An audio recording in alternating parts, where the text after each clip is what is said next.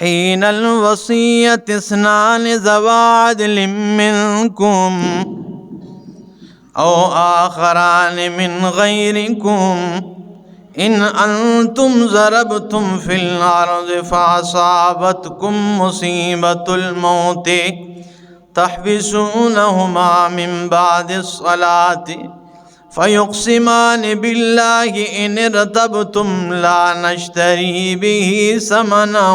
ولو كان ذا قربى ولا نكتم شهادة الله إنا إذا لمن الآثمين سبحان ربك رب العزة عما يصفون وسلام على المرسلين والحمد للہ رب العالمین۔ انتہائی معزز سامعین، سورہ مائدہ آیت نمبر 106 آپ کے سامنے تلاوت کی۔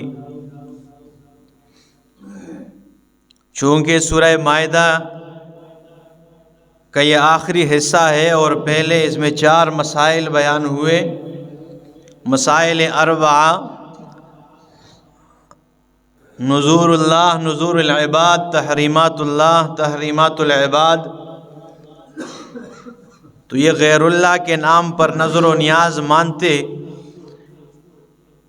تو اس کے رد میں فرمایا کہ تم انبیاء کرام کے نام پہ نظر و نیاز دیتے ہو، جبکہ انبیاء علیہم السلام تو عالم الغیب نہیں۔ تو اس پر ایک واقعے کا ذکر فرمایا اور آگے اس کی مزید تفصیل کر دیے۔ واقعہ یہ ہے کہ جناب رسول اللہ صلی اللہ تعالی علیہ وسلم کے دور میں 2 آدمیوں نے شام تجارت کے لیے سفر پہ روانہ ہوئے۔ ایک کا نام تھا عدی اور دوسرے کا نام تھا تمیم۔ عدی اور تمیم یہ تجارت کے لیے جا رہے تھے، اور ان کے ساتھ حضرت عمر ابن العاص رضی اللہ تعالیٰ عنہ جو اس وقت مسلمان نہیں ہوئے تھے، ان کا آزاد کرتا غلام تھا، اس کا نام تھا بدیل۔ یہ 3 بندے جا رہے تھے۔ تو راستے میں یہ ہوا کہ بدیل جو غلام تھا آزاد کردہ، اسے کوئی بیماری لاحق ہوئی اور موت کے آثار شروع ہونے لگے۔ تو اس نے اس طرح کیا کہ انہیں بتائے بغیر ایک وصیت نامہ لکھ دیا، اور اس وصیت نامے میں اپنا سارے سامان کے متعلق جو اس کے پاس موجود تھا وہ ہر چیز کے نام لکھ دیے، اور ایک پیالہ تھا اس کے پاس چاندی کا، وہ سب سے قیمتی سامان میں سے۔ تو وہ موٹا بڑا پیالہ تھا چاندی کا، اور اس کے اوپر کھجور کے پتوں کے نشانات بنے تھے سونے سے۔ تو وہ قیمتی چیز تھی، اس کا بھی نام لکھ دیا کہ بھائی یہ میری وفات کے بعد یہ سامان میرے یعنی پیچھے وارثوں کو مل جائے، اور یہ ان کے حوالے کر دو۔ اب ان دونوں کو تو پتہ نہیں کہ اس بندے نے وصیت نامہ لکھ دیا ہے اور سامان میں رکھ دیا ہے۔ یہ جب آئیں، یہ بندہ وفات پا گیا، یہ آئیں اور جب حضرت یہ عمر ابن العاص کے پاس آئیں اور انہیں وہ سامان دیا، تو انہوں نے جب سامان سے وہ وصیت نامہ نکال دیا تو انہوں نے کہا کہ بھائی ایک پیالہ انہوں نے آپ کو دیا تھا؟ انہوں نے کہا بھائی نہیں، پیالہ تو ہمیں، کہا وہ پیالہ آپ نے ان سے خریدا تھا؟ نہیں جی، ہم نے تو خریدا بھی نہیں۔ تو انہوں نے کہا اس وصیت نامے میں تو ایک پیالے کا نام ہے جو پیالہ غائب ہے۔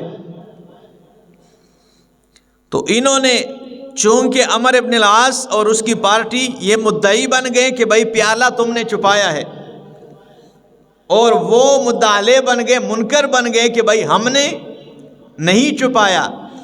اب ان کے پاس کوئی گواہ نہیں تھا عمرو ابن العاص کے پاس کہ بھائی اس پہ کوئی گواہ ہو کہ یہ پیالہ تھا کہ نہیں، لیکن وہ منکر جب مدعی کے پاس گواہ نہ ہو تو منکر سے قسم لی جائے گی۔ تو یہ بات پہنچی جناب رسول اللہ صلی اللہ علیہ وسلم کے پاس۔ تو نماز کے بعد اللہ کے رسول صلی اللہ علیہ وسلم نے ان کو بٹھایا اور یہ سارے معاملے کی جب جانچ و پڑتال کی تو اللہ کے رسول صلی اللہ علیہ وسلم نے فرمایا، ان دونوں سے کہا کہ تم قسم اٹھاؤ۔ تو انہوں نے قسم اٹھا لی۔ جب قسم اٹھا لی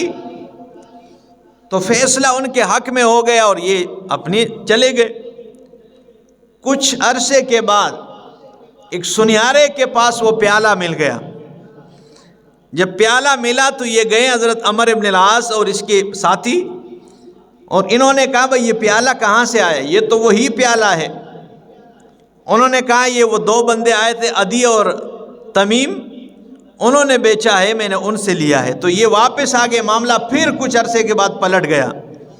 اور اسی مقام پہ آ کے کھڑا ہو گیا اور جناب رسول اللہ صلی اللہ علیہ وسلم کے پاس پھر آ گئے کہ اللہ کے رسول صلی اللہ علیہ وسلم انہوں نے وہ پیالہ حقیقت میں چھپایا تھا اور انہوں نے بیچا بھی ہے فلاں سنیارے کو۔ تو پھر ان کو بلایا، اب ان سے قسم لی کیونکہ اب وہ مدعی بن گئے۔ انہوں نے کہا کہ بھئی یہ پیالہ اللہ کے رسول، چونکہ ہم نے جھوٹی قسم اٹھائی تھی، ہم نے خریدا تھا اس سے، لیکن ہمارے پاس گواہ کوئی نہیں تھا، اس لیے ہم نے جھوٹی قسم اٹھا لی کہ ہمیں پیالے کے بارے میں پتہ ہی نہیں ہے۔ تو انہوں نے کہا ہم نے خریدا تھا۔ تو اب یہ مدعی بن گئے اور وہ منکر بن گئے کہ ہم قسم اٹھاتے ہیں اللہ کے رسول کی یہ پیالہ انہوں نے چھپایا تھا، کیونکہ اس بندے نے وصیت نامے میں۔ تو اب عمرو ابن العاص کی پارٹی وہ منکر بن گئی، تو ان کے پاس گواہ نہیں تھا، تو اب ان سے قسم لیے۔ پہلے ان دونوں سے قسمیں لی اور اب ان سے اللہ کے رسول نے قسمیں لی، تو انہوں نے قسمیں اٹھا لی اور یہ فیصلہ کیا ہو گیا؟ ان کے حق میں ہو گیا۔ جب ان کے حق میں فیصلہ ہو گیا، اچھا، اور ان پہ ان دونوں سے کہا کہ اب 500 درہم ایک دے اور 500 درہم دوسرا دے۔ تو دونوں نے 500 درہم، 1000 درہم اس کی قیمت جو تھی پیالے کی، انہوں نے ان کے حوالے کر دیا۔ تو اس واقعے کا ذکر فرمایا۔ اس میں کیا سبق ملا ہے آپ کو؟ اس واقعے میں سبق یہ ملا ہے کہ جناب رسول اللہ صلی اللہ تعالی علیہ وسلم عالم الغیب نہیں تھے۔ یہ کتنا لمبا چوڑا واقعہ ہو رہا ہے آپ کے سامنے۔ ایک واقعہ ہو رہا ہے، دو بندے آتے ہیں، پیالہ چھپا کے بیچ بھی دیتے ہیں، ان سے قسمیں بھی آپ لیتے ہیں، وہ جھوٹی قسمیں بھی اٹھا لیتے ہیں، اور عرصہ گزرتا ہے اور عرصہ دراز کے بعد وہ پھر واقعہ رونما ہوتا ہے، اسی مقام پہ کھڑا ہو جاتا ہے۔ پھر دوسروں سے آپ قسم لیتے ہیں۔ اگر آپ عالم الغیب ہوتے تو اتنے لمبے واقعے کی کوئی تک بنتی تھی؟ آپ کو پتہ ہوتا بھائی پیالہ تم نے چھپایا، سنیارے کو بیچ آئے ہو اور جھوٹی قسمیں اٹھا رہے ہو۔ آپ نے فیصلہ ان کی، اس لیے تو اللہ کے پاک پیغمبر صلی اللہ تعالی علیہ وسلم نے فرمایا کہ اگر کسی کی چرب زبانی کی وجہ سے، کسی کی تیز ترازی کی وجہ سے، اور یہ جیسے وکلا ہوتے ہیں، میں محمد عربی بھی اگر اس کے حق میں فیصلہ کر دوں اور اس نے حقیقت میں کسی کا حق دبایا ہے جس کا مجھے پتہ نہیں، مجھے علم نہیں، کیونکہ میں عالم الغیب نہیں ہوں، تو اگر میں بھی اس کے حق میں فیصلہ کر دوں تو قیامت والے دن آگ سے وہ نہیں بچ پائے گا، اگر اس نے حقیقت میں کسی کا حق دبایا ہے تو اس واقعے کا ذکر فرمایا کہ انبیاء کرام علیہم السلام عالم الغیب ماسٹر صاحب نہیں ہیں۔ کوئی بے شک ثابت کرنے کی کوشش کریں، لیکن قرآن یہ کہتا ہے جی۔ تو فرمایا یا ایھا الذین آمنو، اے لوگو ایمان والو، شہادت بینکم، شہادت لازم ہے، گواہی تمہارے آپس میں درمیان میں، اذا حضر احدکم الموت، جب تم میں سے کسی ایک کو موت آ جائے تو گواہی دینا یہ لازم ہے۔ پھر قانون پورے اللہ نے مقرر کیے، حین الوصیت، وصیت کے وقت، یعنی وصیت کے وقت چاہیے کہ وہ گواہ مقرر کر جائیں۔ اس نے تو گواہ نہیں بنائے تھے نا، تو اللہ نے پورا قانون بنا دیا کہ بھائی آئندہ جب وصیت لکھو تو کوئی گواہ پاس ہو، جب خاص کر یہ سفر کا معاملہ ہو تو گواہ ہو۔ ویسے تو گھر میں ہو تو لوگ ہوتے ہی ہیں۔ تو فرمایا حین الوصیت، وصیت کے وقت اثنان ذوا عدل منکم کہ دو انصاف والے گواہ تم میں مقرر ہو جائیں، او آخران من غیرکم، منکم پہلے اس لیے فرمایا کہ پہلے تو لازمی ہے کہ مسلمان گواہ بن جائے، لیکن اگر تمہیں مسلمان نہ مل جائے،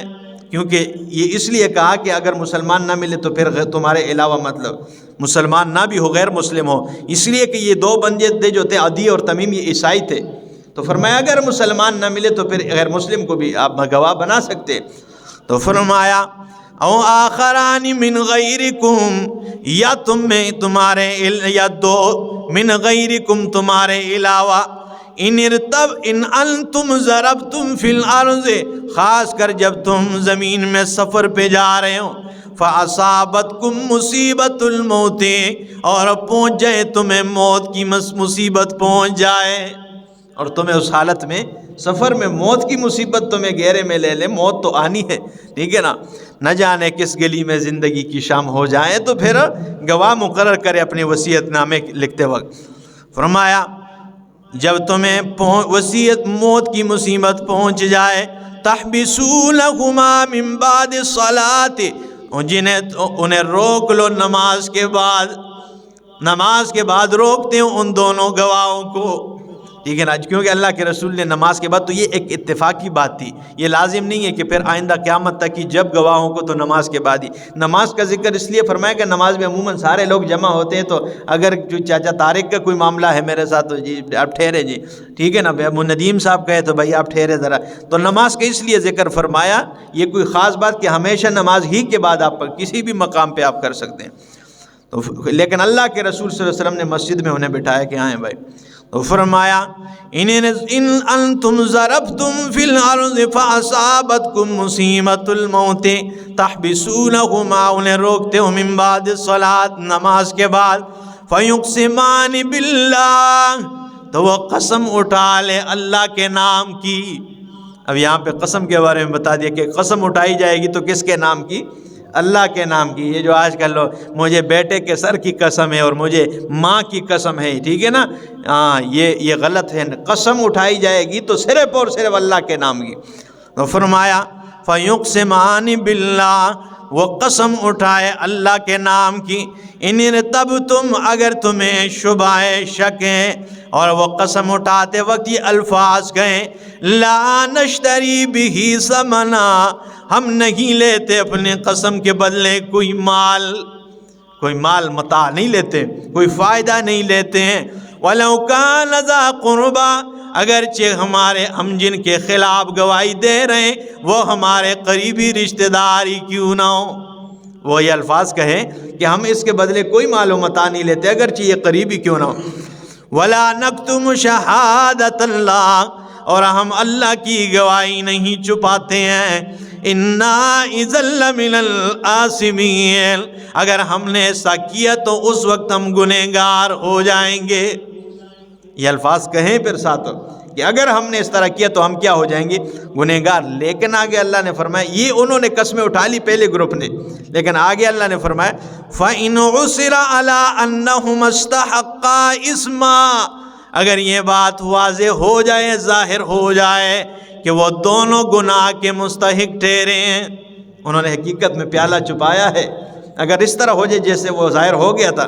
تو فرمایا فَإِنْ عُثِرَ عَلَىٰ أَنَّهُمَا اسْتَحَقَّا إِثْمًا،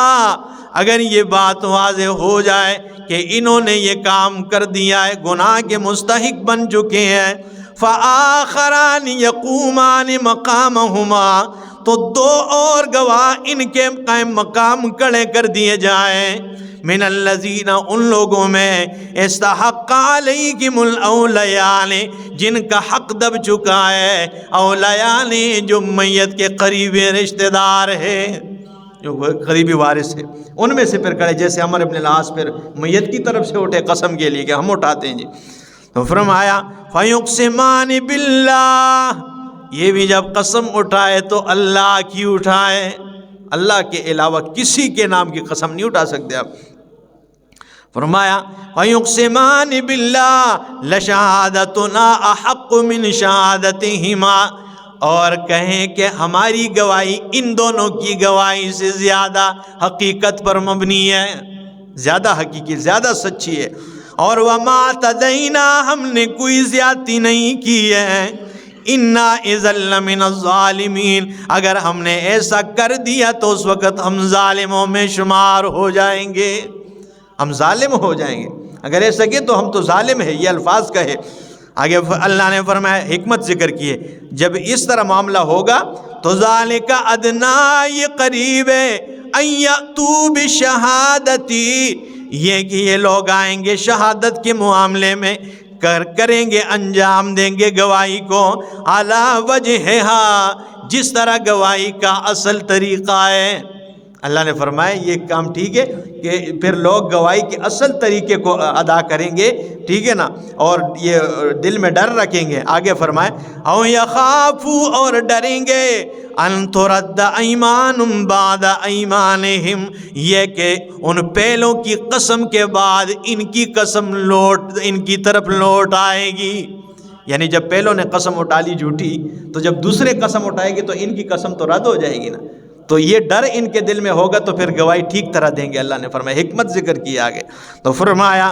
کہ یہ او یخافوا، یا ڈریں گے، ان ترد ایمان بعد ایمانہم، یہ کہ لوٹ جائے گی ان کے قسم کے بعد ان کی قسم ان کی طرف لوٹ جائے گی۔ واتقوا اللہ، ڈرو اللہ سے،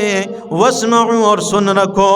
واللہ لا یہدی القوم الفاسقین، اور اللہ فاسقین کو کبھی ہدایت نہیں دیتے ہیں، فاسقین کو اللہ ہدایت پہ نہیں چلاتے۔ آگے فرمایا، یہاں ایک نبی کی بات ہوئی جناب رسول اللہ صلی اللہ علیہ وسلم کی کہ وہ عالم الغیب نہیں ہے، تو آگے اللہ نے فرمایا انبیاء سارے عالم الغیب، ایسا نہ ہو کہ آپ کے ذہن میں آ جائے کہ چلو باقی تو ہے۔ آگے فرمایا یوم یجمع اللہ الرسل، یہ آیت سن لینا، اس کی تفصیل میں اگلے درس میں بھی انشاءاللہ بتاؤں گا۔ فرمایا یوم یجمع اللہ الرسل، جس دن اللہ نے سارے رسولوں کو جمع کرے گا اور اپنے سامنے رسولوں کو کھڑا کر دے گا، سارے رسول اللہ کے سامنے کھڑے ہو جائیں گے۔ فیقول، اللہ پوچھے گا، سوال کرے گا، ماذا اجبتم، قوموں نے تمہیں کیا جواب دیا ہے، تمہاری وفات کے بعد تمہیں قوموں نے تمہارے احکامات پہ عمل کیے یا نہیں کیا ہے؟ تو قالوا، وہ کہیں گے، لا علم لنا، سارے رسول یکتا ہو کے یک زبان ہو کے آواز دیں گے، لا علم لنا، اللہ ہمیں کوئی کسی بات کا علم نہیں ہے، وفات کے بعد ہمیں لا علم لنا، قالوا لا علم لنا، سارے رسول جواب میں کہیں گے، قالوا لا علم لنا، قالوا لا علم لنا، اللہ ہمیں کوئی پتہ نہیں ہے، اللہ ہمیں کوئی علم نہیں ہے، کوئی معلوم نہیں ہے۔ قالوا لا علم لنا، قالوا لا علم لنا، اللہ ہمیں کوئی علم نہیں ہے، کوئی پتہ نہیں ہے، اس لیے انک انت علام الغیوب، غیب کی خبریں جاننے والا تو اللہ تو ہی ہے۔ رسول جواب میں اللہ سوال کرے گا، یوم یجمع اللہ الرسل، پہلے ایک رسول کی یہاں رسل، سارے رسول جمع ہے، جس دن اللہ سارے رسولوں کو جمع کرے گا، فیقول، اور اللہ سوال کرے گا، ماذا اجبتم، کیا جواب دیا تمہیں قوموں نے؟ قالوا لا علم لنا، سب ایک زبان ہو کے کہیں گے اللہ ہمیں کوئی پتہ نہیں ہے۔ ٹھیک ہے نا، آج جو نعرے لگاتے ہیں نا عرض اعمال، ٹھیک ہے نا، اس دن ایک مولوی کا پورا بیان اسی پر تھا کہ بھائی اللہ کے رسول پہ ہمارے اعمال پیش ہوتے ہیں اور وہ دیکھتے ہیں ہم جو عمل کرتے ہیں، تو پھر اس آیت کا یا تو نعوذ باللہ کہیں کہ وہ رسول اللہ کے سامنے جھوٹ بول رہے تھے کہ ہمیں کوئی پتہ نہیں، یا تو قرآن کی اس آیت کو مان لو اور غلط عقیدے کو ترک کر دو، ظالم ہو۔ تو اس لیے فرمایا اللہ سوال کرے گا کہ فیقول ماذا اجبتم، اور جو کہتے ہیں پاس کھڑے ہو کر سنتے ہیں، پڑھو تو الرسول تو کہتے ہیں ہمیں کوئی پتہ نہیں، ٹھیک ہے نا، ماذا اجبتم، تمہیں کیا جواب ملا ہے میرے نبیوں؟ قالوا لا علم لنا، کہیں گے اللہ ہمیں کوئی علم نہیں ہے، انک انت علام الغیوب، اس لیے اللہ غیب کو جاننے والا تیرے سوا کوئی نہیں۔ اس کی باقی تفصیل اگلے درس میں، اللہ عمل کی توفیق عطا فرمائے۔